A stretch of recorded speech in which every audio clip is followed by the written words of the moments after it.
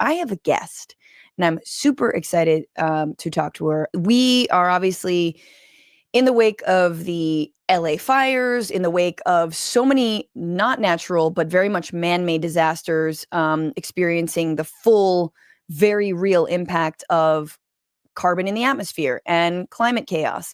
And now we have Donald Trump. And I think I'm not the only one who is quite concerned with this moment, and also all of the ways that even the small progress that has been pushed through in the last 4 years by the Biden administration is quickly and very easily being rolled back. And so with me, she is the co-chair of the Climate and Community Institute.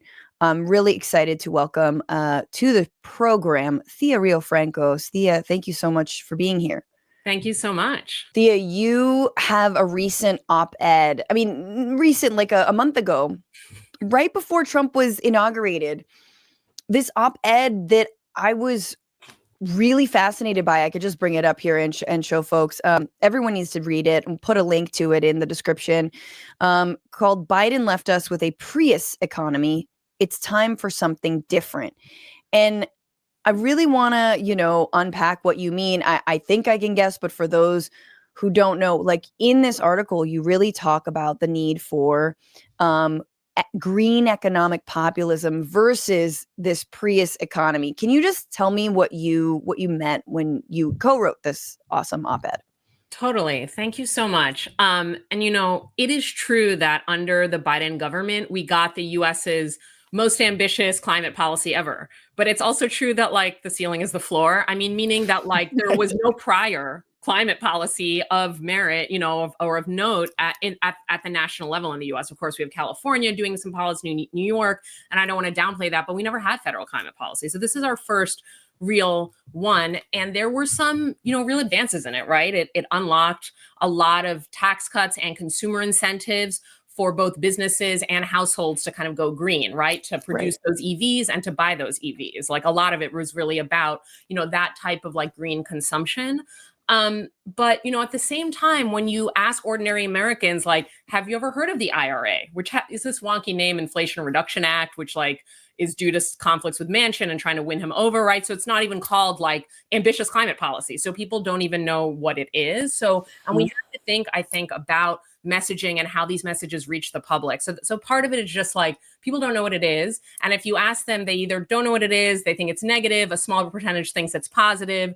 And so, Trump dismantling it now, or attempting to, is also not surprising, in a way a bill that ordinary Americans did not feel reflected their interests or had not heard of is, of course, more vulnerable to Republican attacks than a bill that had mass, enthusiastic support. And then we dig in a little deeper and think okay, why haven't most Americans heard of it? Why is it not if the wonks think it's so great, why do ordinary folks not? Yeah. And then you look at the numbers and it's whoa, only 3% of Americans have even taken advantage of its tax credits.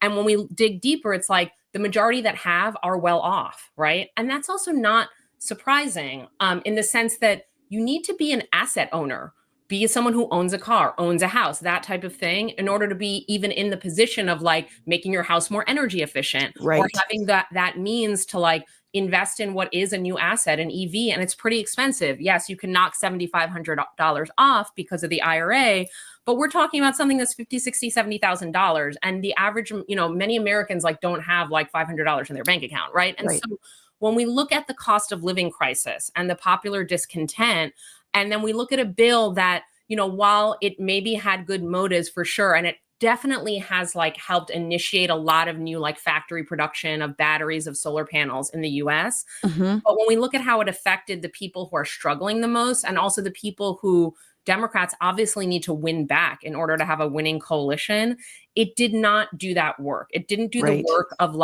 creating kind of popular options for ordinary people to participate in this new green economy. Yeah. And there are things that could have been done differently, but it's not about rewriting history. It's thinking what can we do next time when we have that opportunity, or right now at the state and local level where progressives might be in power.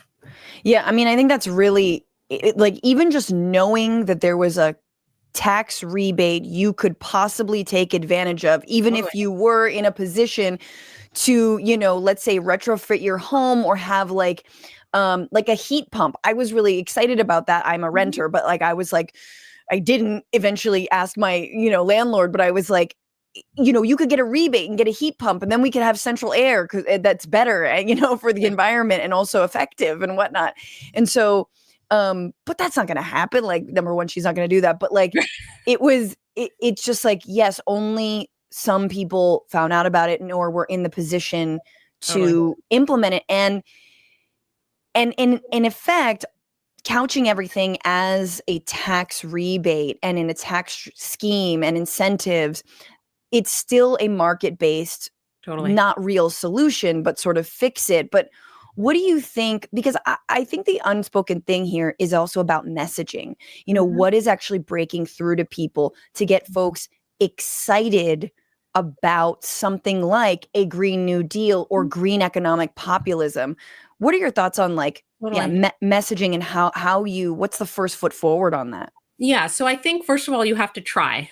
Right. I mean, like the first step is like really prioritizing, not just messaging in this like, okay, we're going to put out a press release, we're going to have a press conference, which again are only the high info news consuming people that are even like tapped into that.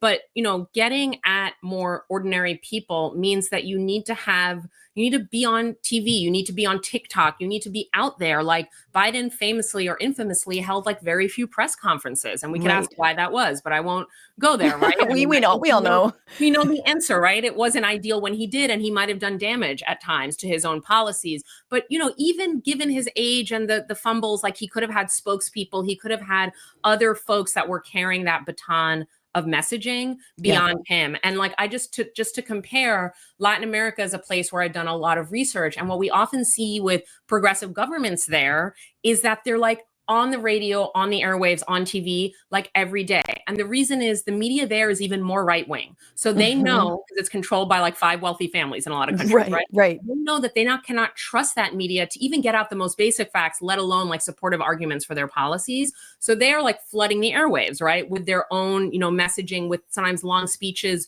a president sometimes interviewing a guest, recommending a book, like just really getting into the kind of fabric of discourse and like how people think about things, right? Yeah. And I think it's clear from those type of international examples that, or even going back to FDR and the fireside chats, right? We have our own examples, or Obama's like oratory, which, I'm not put aside my critiques of his administration, but he communicated to people, right? And so I think there's that. But we also know, despite you and I being involved in like putting stuff out in media and writing and whatnot, that messaging only takes you so far. You also need to have those bases of contact in unions and social movements and community orgs, like people that are really doing the work in their communities to make the messages land and to make them feel real to people, right? And that's another place where we saw like a real disconnect with the Biden government. Yeah, I mean, green is right there. You just like, green means more money for you and a greener planet. Like, I don't know, like I'm trying to just like the messaging around, like, even when we break up like these monopolies, energy monopolies, when we step to them, when we like, this is all about lowering your energy costs and your electric bill, your gas bill, because there's no reason it should be this high, on and on and on, like that kind of stuff. And again, it's the failure to name that enemy, right? Biden also oversaw one of the biggest, outputs in fossil fuel exploration and oil exploration or whatever exploitation. So it's like, what are we doing here?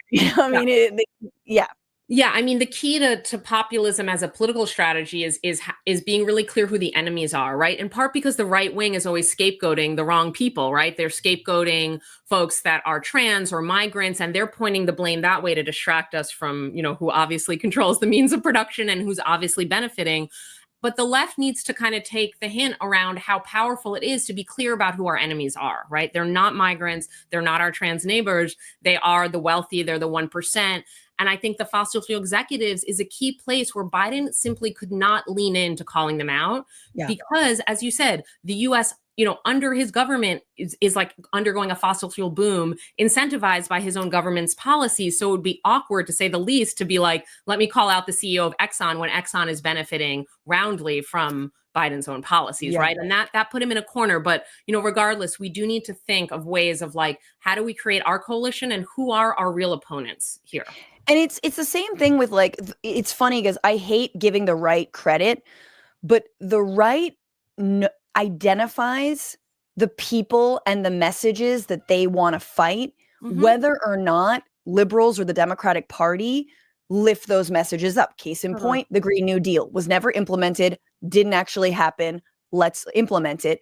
But of course, Fox News and now Donald Trump is equating the Inflation Reduction Act with the Green New Deal. And everyone's like, oh, we got rid of the Green New Scam. Oh, we got rid of the Green New Scam. It's the same way they go after AOC. It's because they know that actually that's an adversary. To be quite honest, it's kind of fun. That's kind of like entertaining. That's actually kind of like ballsy and out there. And like people are going to watch it. People are going to, it's a radical idea that, that they want to tussle with. And so let's give it to them. Let's give them that fight around messaging, around, we could talk about the economy, who it's going to benefit. But again, Democrats have walked away from that. They're hesitant to do it. And I think one difference, I just want to reiterate what you're saying because it's so important, is like, in my mind, the Republicans understand that their base is a source of power. It's not the only source of power. Their donors, the whole business nexus around them. But they understand that if they can mobilize people by kind of triggering their sentiments of hatred often, or anger, or grievance, and I want to say that, some of those could be valid, like vague grievances around the economy, but then like the Republican kind of messaging puppet masters like direct them towards the scapegoats, right? But regardless, they're speaking to the fact that people are dissatisfied. They're mobilizing their base. Where it seems to me that honestly, at this point, Democrats are like afraid or actually hostile to their base. Like they don't think, like even recently we have that Axios article that just came out where Democratic leadership is like mad at Move On. It's like Move On is like the liberal base. They're not socialists. They're not like crazy out there people from the Democratic perspective, right? And so, it's just like, why aren't you trying to actually get your base angry at Trump? Why aren't you happy that your base is flooding offices with calls to encourage members of Congress to really go after Trump? But they treat their base with disdain, and then a lot follows from that in terms of messaging and strategy. Absolutely. I guess I am really concerned because we've seen under Democratic leadership and Republican leadership just a criminalization of climate activism. Whether it's Stop Cop City, which was, has obviously an overlap with, the either abolitionist or prison justice or criminal justice reform movements, to the Dakota Access Pipeline, obviously Keystone, on and on and on. And it only seems like it's getting worse. And you having reported a lot in Latin America, I mean, truly the people in the crosshairs of the state are always climate activists because they are this front to capital. But I guess I'm just asking, like, wondering, like, are you concerned with like new levels of repression as Trump tries to, run roughshod over communities to build new pipelines or whatever else he wants to do? Absolutely. And I'm super concerned because we haven't even started to see this yet, right? We're in the beginnings of what, folks much more mainstream than I am are calling a constitutional crisis, right? So like we're already seeing Trump totally like exceeding what are supposed to be the checks on executive power, right? So there's just no telling how bad things will get. And, we have a lot of examples, both from the federal government, but also from state governments where we have Republicans in control of the state, both using violence directly. Think about Standing Rock, think about the Keystone stuff, right? Like all of those protests against pipelines, folks did that under real risk and there was real violence, right? Yeah. And it's only gotten worse because the Republican Party has only gotten more radical and violent since then. In the meantime, there are states, as I was saying, with Republican governors and legislatures that have actually passed laws criminalizing protest against what they're now calling critical infrastructure. So if you protest a pipeline, you're now like, you're protesting critical infrastructure and the state can deploy more force against you, right? So there are all these models. At the same time, we also see something like just as scary, which is the way that MAGA and Trump licenses vigilante violence, right? So it's not just the state, it's also these folks that get in their SUV and like ram into protesters and then, the protesters were protesting critical infrastructure. So actually the vigilante was helping to protect us. So we're not going to prosecute. I mean, exactly, right. Or we're going to appoint them to, oh gosh, yeah. didn't Daniel Penny, yes, a guy who, 100%. yeah. That's such a great point, right? So we're actually elevating vigilantes to like be inside the state, have access to forms of state power, and it's really concerning. And that's amid other threats, of course, like the dismantling of the existing climate legislation we have, climate regulations, climate science is being like defunded by the day. I have colleagues in the UC system, elsewhere in the country, in public institutions that are seeing their programs evaporate. Their grad students have no funding anymore, right? This is happening like hour by hour. And I think that, we should be really real about the threats and be honest about them, but also not be scared into submission, which is like the most typical authoritarian playbook, is to be really overwhelming and kind of spectacularly performative about the way that you try to dismantle civil society, so that then at a certain point, you don't even have to carry through on everything. People just become scared. And we already see that, unfortunately. I don't want to downplay some of the protests that have happened in DC and elsewhere, but we're not seeing the same response to Trump. I mean, I was at the J20 protest, of his inauguration. I was at the Women's March the next day. Like, I was there among, millions of others, like just, like experiencing all these protests under Trump's first term. And I'm hoping we get something like that, because we need to really mobilize again. We need to take stock of the threats, but not like be cowed into submission by them. Yeah. And I think in part it is actually because the Democratic Party was caught so flat-footed, more so than I actually think that it's just this again. Like, you lost in 2016. It seemed much more sort of astounding at that time. Now this movement is demonstrably worse, and you somehow lose again. And so it's this crisis of legitimacy and crisis of honestly, the people who really believe that we can have a Prius economy and still stop the worst ills of climate chaos, which we know is not true. And so it's sort of these, you can't have a halfway measures party. And I guess, along those lines, like, what do you feel like is, maybe back to our initial discussion, like, is a galvanizing message when it comes to climate? Just briefly, here in LA, you've got Democrats scrambling over themselves to say, yes, we're going to rebuild and rebuild and rebuild, but no one is actually saying, this is how we're going to be more climate prepared in the future. This is how we're going to hold these corporations accountable who may have not shut off electricity during 100-mile-an-hour winds in, 9 months of drought.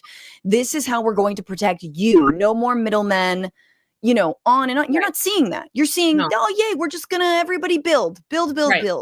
Right. And we're not, and it's even worse. I mean, that's all true. And when we look at who populates these commissions that are the like rebuilding commission, right? It's like the big developers, it's like big corporations, because those are also their donors. I don't want to sound conspiratorial, because it's not a conspiracy, it's a power relationship, right? And so it's not, when we were saying about how Democrats are hesitant, there are structural reasons why they are, right? And so we have to break through that, which is why I think it's always important to run more left-wing progressive candidates in primaries, whether they win or not, like, just to put a little heat on these people, right? And so that they're not just answering to their donors. But, there are definitely ways, and there's like been message testing on this stuff. We have evidence. It's not just me just like being utopian. Like, there are ways to speak to people about climate, right? But I think that the first step of messaging or just organizing is to meet people where they're at. Right. And sometimes people are already like enmeshed in the climate crisis, like folks that just had to relocate out of California. Like, sometimes people are already there, but sometimes that's not top of mind. Top of mind is the grocery bill, or it's like, childcare, or it's like, I'm working 2 jobs, or it's the minimum wage is not high enough, like things like that. And so if that's your point of entry, that's your point of entry. And we need our climate policies to speak to that, right? It shouldn't be in tension. It's not like, oh, people care about the economy or they care about their cost of living. How are we going to get them to care about climate? It's like, well, first of all, those are connected, right? Mhm. It's like, why are utility bills going up? Why are there all these food and energy shocks, right? Why is home insurance going up, which trickles down to renters in very unequal ways, right? Yes. Like, why is the cost of living? It's not only climate. There's geopolitics, there's supply chains. I'm not trying to simplify, but there's a way to pretty straightforwardly show that the climate crisis is making the cost of living worse, right? So that's Mhm. one thing you can say to folks, but you also have to lead with the policy interventions. Like, how are you, don't just say affordable housing, which is a thing Democrats love to say. Yeah. And then it's like a tax break to a developer is affordable housing, right? Like, it's Yeah. not like, how are we actually going to build publicly owned affordable housing that, like, is actually in the public sector and meets people's needs? Like, how are we going to take the energy sector away from just profit making and profit maximization and the fossil fuel companies, right? Yeah. How are we going to deal with the issues of skyrocketing rent, or like skyrocketing utilities? Like, all of these are things that I don't want to make it sound easy, but there are some policy levers starting at the local level in a lot of cases, going up to state, and okay, federal government's out of our hands for now, but we can model this stuff in places where we have progressives in power. Yes. And then ordinary people are smart. Like, when I've done canvassing and knocked doors, people are not idiots. Like, they're not they understand the material realities of why they're suffering. They may not understand how climate relates, but that's our job to make Yeah. that clear and to make the policies kind of speak to both. It's so funny. This is such a random thing. I might have said this story, but when Naomi Klein was on, and she, always talks about democratization of the energy grid. And there's another way to, like, it's almost like energy libertarianism, where it's like, I mean, not quite, because I do believe in like fuel standards and regulation and whatnot, but like, you know, I was out in like Joshua Tree, and there was a guy, and he was like staying at this Airbnb, and he had solar panels, and I was like, that's cool. Are you like dependent on that? Can you, he's like, no, no, no, we have to plug into the California grid. There's no way. We run it all through like SoCal gas or whatever, and electric. Like, there's no way that you with your solar panel can actually independently use the sun as a human on planet Earth and not be charged by some conglomerate for it. And it's like, that's so bipartisan / like, that's, any person can identify that is an injustice, and like very much works against, we're everyday people. We're just trying to use a solar panel. Totally. I mean, utility companies are state sanctioned monopolies, right? And so there's a lot of ways that they can feel threatened by even just the fact that renewable energy is more distributed and kind of allows for, more kind of like, you can have the different scales of energy production. I'll put it that way, right? On the other hand, I will say that, like, if you're low income, like, you can't buy the solar panel, right? Which is like why we need that public grid and we need the public safety net. But it shouldn't be like a zero-sum game where, like, someone does have that solar panel, then like they're cut off, right? Like, so that's a product of the way that we have these basically private monopolies. And that, that's putting a lot of power over this really important sector that's crucial for the climate change in these big companies that then are like, there's regulatory capture with the utility commission. So that's a huge issue everywhere. I mean, you see these parallel cases from Texas to Rhode Island to California, like really similar dynamics. I know, it is so funny where you're like, oh, you put solar panels in your house? Wow. Number one, you have a house. Number two, you basically had to do it's basically just a pat on the back. I mean, we all know this. It's like, it ultimately at the end of the day, it's like, cool, I'm, cutting down on my energy usage, but I had to invest a F ton of money into even putting these on my house in the first place. I'm not saving that much, but I like feel better about myself. Yeah, it's just a virtue, it makes you feel virtuous. And, again, like it's good, but it's such a high price tag to do that. Totally. And it's honestly like, my partner and I had a Ford Focus that was like a decade old or more and died like a year ago. The transmission just went out. So we had to buy a new car because we live in a place, unfortunately, where I can't just use mass transit. I grew up in New York City. Like, I didn't have a license till I was like 30 or 31. Like, I love to cycle and to take transit, but it's not a great option where I live. So we were getting a new car, and it's like, okay, I guess we have to we're getting an EV because I'm not going to buy in 2023 or whenever it was, like, I'm not going to buy a gas car at this point in the climate crisis. But, it's hard because the EVs are expensive. I did all this research. Like, I want to buy an EV that's affordable. I also want it to be union made. Like, I also want it to be small. Like, I don't want some e-Hummer. Like, and it turns out that there are very few options that like tick those boxes, let alone if I had less disposable income, like what I would even do, right? I just buy a $5,000 used clunker, on a gas powered car, like, because it's not accessible to most people, the green lifestyle at this point. Yeah, absolutely. And before I let you go, I do want to talk to you about Latin American politics when it Yeah. comes to the climate, because I am obsessed. And you spent, what was it, 5 years in Ecuador?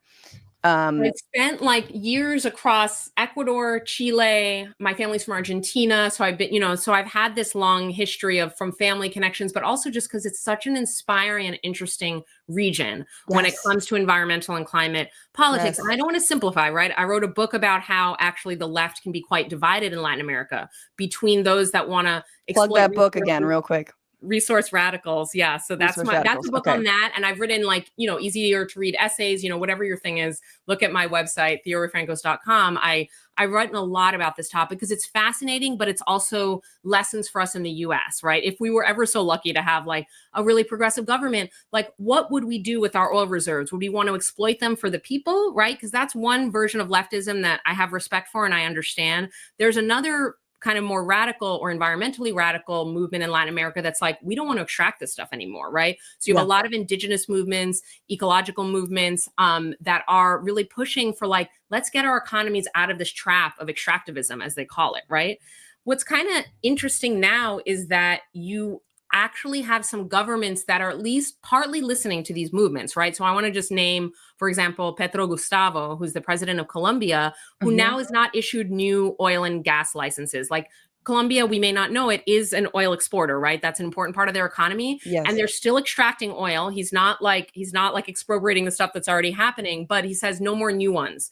And that's not a small feat for a government that's quite dependent on fossil fuel revenues, right? Yeah. And so he's trying to make steps, but what he really wants, which I think is an interesting idea, is a coalition of governments committed to no new fossil fuel exploration or extraction. And so he Hmm. understands that it's hard to do this in one country, right? And a country that's lower income and in the peripheries of the world economy, like they don't have a ton of power. And so they need to ally with other countries to kind of move that forward. But these are the kind of ideas that come out of the region because you have 500 years of colonialism and neocolonialism that really started with resource extraction. So people Yes. understand very well the relationship between extraction, capitalism, and colonialism. And I think for that reason, you have a lot of interesting social ideas about how to combat those forces. Yeah, absolutely. I keep on, I think it's really important. You write about the pink tide, and I'm fascinated by it. I lived in Buenos Aires for 5 years. I always have to Mm. say that. Everybody knows that. And I wrote a little bit there, but I was, you know, simultaneously just sort of in awe of how much Latin America, when it comes to climate policy and the economy, is both living in the past and the future. Yes. Like they have, you know, like land displacement is currently taking place. This is rich land that doesn't have to necessarily be monocrop to Hmm. export to China. This could be, land that could feed the Totally. Argentine population, for example, Right. or any population. Yeah. You look, obviously Haiti has got a different history, but same with that. It's like after the earthquake, it was like, what about like, and Puerto Rico was like looking back at the land and the amount of Absolutely. displacement, which obviously has to do with a lot of indigenous rights too. I guess my question is, given, what are we on, COP 27, 8? I think 30 is the next one. Okay, so this, UN climate Yeah. process that is supposed to keep us, below 1.5 degrees Celsius, which have blown past. Yeah. We've got these really morbid, markers that we're hitting. Some massive glacier, I believe, just broke off this week. Forgot which one, but these are really perilous times. And so when you have places like the global south that Mhm. are being thrust into this model of, yes, global extractive capitalism, and yet they, like the Amazon, like Brazil, like Peru and Ecuador, are the lungs of the world. Totally. you know do you see it possible for us to stave off the worst of climate change without paying these Mm. countries to Yeah. stop extracting? Or do you think at this point, given how 30 years and not a lot of progress, these countries still haven't been paid by the biggest polluters, which is the global north, that it's like they're on their own, like the Yeah. movement has to come from them? I guess I'm curious about that. Totally. No, I think it's both and we had that proposal that first came out of Ecuadorian civil society and then was picked up by the Correa government and wasn't successful at the time. But exactly that, like pay us to not exploit oil in the Amazon, right? Yeah. And it was almost like that idea was ahead of its time in a way where I'm like, I wonder if it had happened like a few years later when there was even more global consciousness and more of these global commitments around climate, if he would have been able to move it a little bit forward. But that being said, the movement continued and they finally got a referendum that now is blocking oil. They're not getting the international support for it, right? But that's why I'm saying it's both and, right? Because that proposal came out of civil society and it was ultimately defended and codified through the action of movements, right? But that's, when I was saying you can't do this in one country alone, I think part of it is about South to South connections, like global South governments allying to like increase their leverage against the global North, right? Yes. On all of these issues, protecting biodiversity, actually staying true to climate commitments, redistribution and climate finance, all of this stuff. But ultimately, like our globe is unequal. It was forged in inequality and it remains that way. The global South is still on the front lines beyond where we are of the climate crisis and has the least resources to deal with it and was the least complicit in creating it, right? And so we do need to see it. It's hard to see now with so many right-wing governments in power in the US and Europe. China's an interesting case that is doing forms of investment in the global South, but we could get into the kind of great power politics there. But Sure. regardless, it's hard to, Trump is not going to do this. He just dismantled USAID. That being said, I think we have to continue to push from below while we're not in power. And then when we have those openings of progressives in government, with government too, to actually, be in solidarity with the global South. But I think it can start today with movements, with our international relationships, with solidarity across borders. We don't need to wait for the political opening to do that. Yeah, I mean, I'm heartened, the one bright spot, and I'm waiting for the other shoe to drop. And I know he's not perfect, but having Lula back in power in Brazil is kind of heartening, given that the BRICS countries, Brazil, Russia, Russia, whatever, India, and Right. China and South Africa, right, are these, global South economies that, for me, I'm like, once the US takes itself out of the picture, it's almost this relief of well, good, we don't have to rely on this dead weight anymore. Yeah. So what does the rest of the world do? And of course, again, if the authoritarians have their way, nothing. Yeah. But yes, I think Gustavo Petro and Lula could be offering another example, although I'm assuming Brazil is incredibly extractive in their economy. It is, but I will say that under Lula, just like under the first Lula government, deforestation is much lower than it was, when the right wing was in power, right? Or Bolsonaro. So you make progress, but it's also true that soy and mining are essential to Brazil's economy, and Lula's not really confronting some of those power holders, right? So that's why this issue of extraction is complex and divides progressives in Latin America. But there's a lot of interesting kind of policies and ideas that come out of those debates, right? The debates are not just antagonism, they're also forcing people to think really rigorously about proposals. And that's why I think we can always turn to Latin America if we want to think about innovative policies and what the kind of, in a way, vanguard might be for ecology, for climate, for indigenous rights, for gender. I mean, the feminist movements, and speaking of Argentina, they've achieved things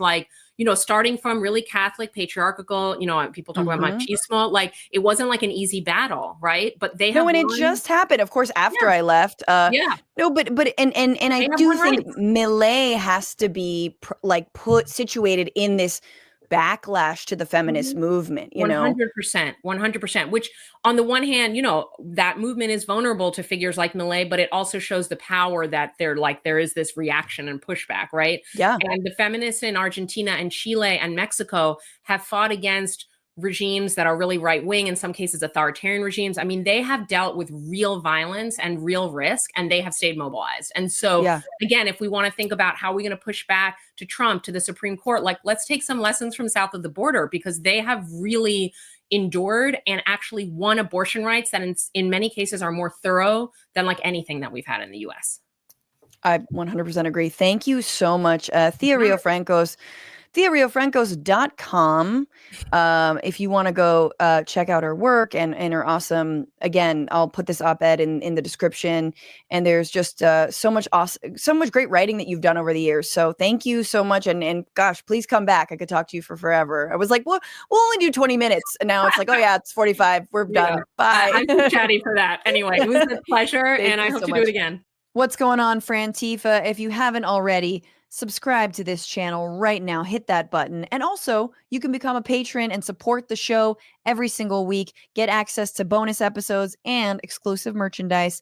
Patreon.com/bitchuationroom. Do